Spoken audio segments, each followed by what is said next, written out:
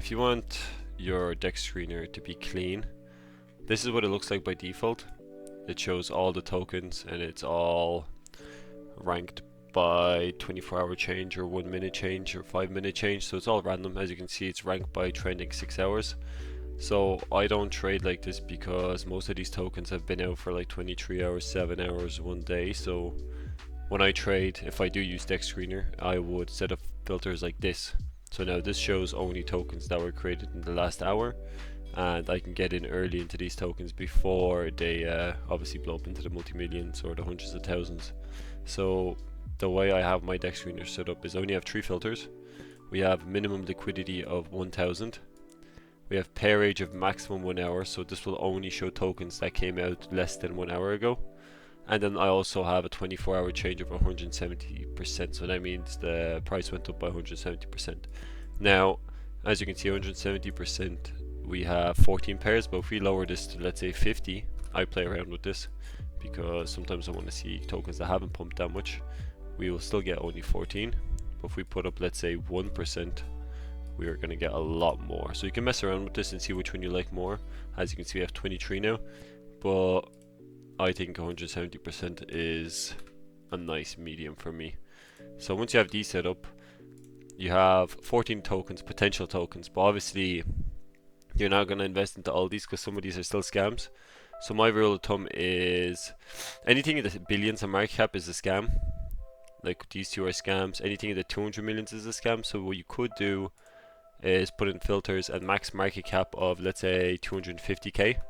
This will filter out all these other scams, and now you're only left with 4 tokens, which is a lot better than seeing 20 tokens and some of them might be scams.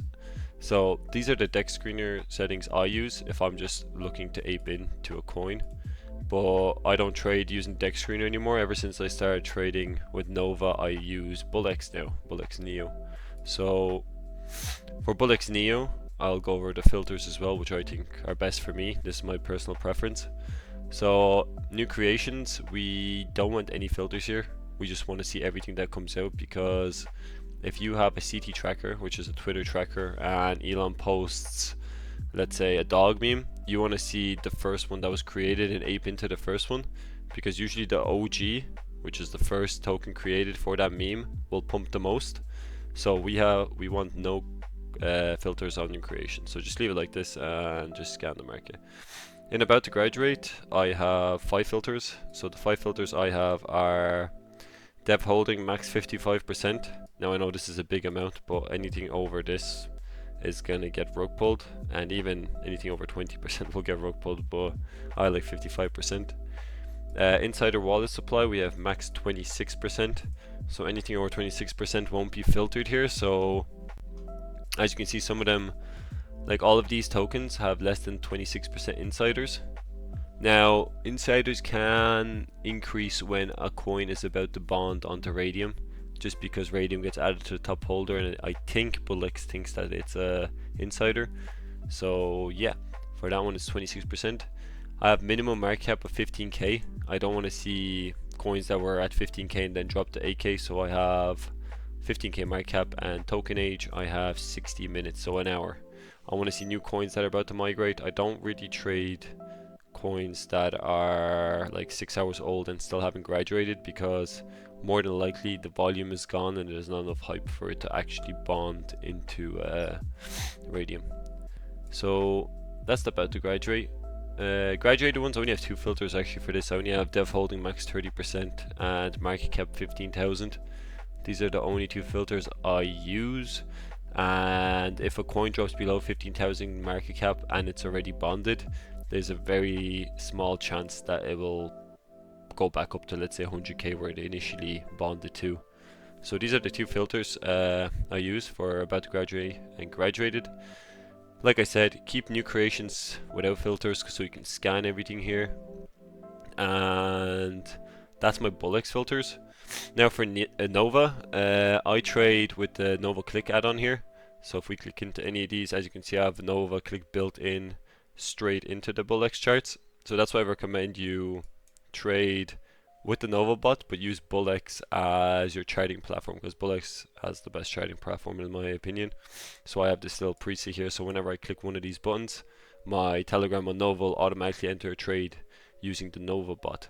I'll be making a video on how to set up Nova properly. I'll do a full in-depth video because I know a lot of you guys are getting authentication issues, or the Nova click doesn't work, or the panel doesn't work. So I will make a video on how to set it up properly.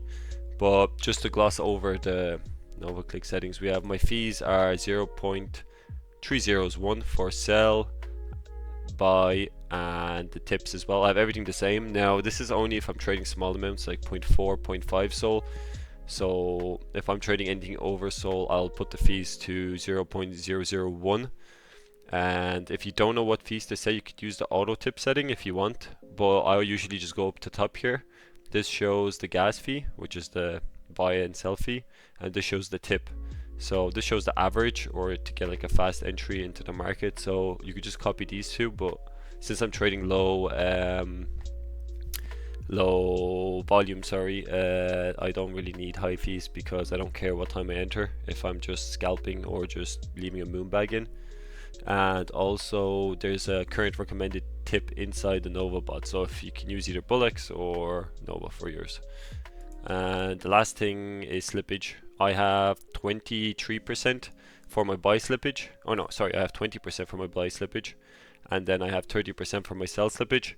I don't use MEV protection for any of my trades unless I'm trading over 1 sol. If you're trading over 1 sol, you need to use MEV protect, otherwise you're going to get front run and you're going to get sandwich, which means you're going to, as soon as you click buy, you're going to enter at a higher price, and the MEV bot is going to sell as soon as you entered at the high price and dump the price down. So if you're trading over 1 sol, I recommend you use MEV protection. If you're trading anything less, then you can leave MEV protection on.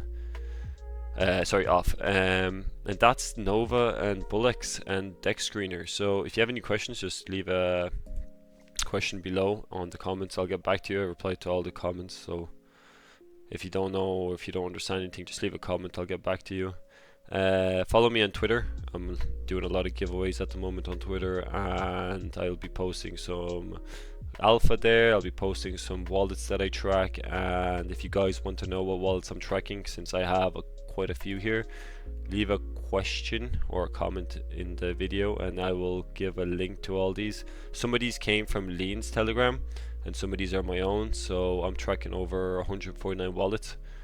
So I don't use these wallets to, like, as soon as I see someone buy ape in, I use them kind of as a confirmation. So if I get into a project and see other influencers buying into the project, it kind of consolidates or confirms my opinion of that coin, and then maybe I'll hold a little bit longer if I see other people getting in.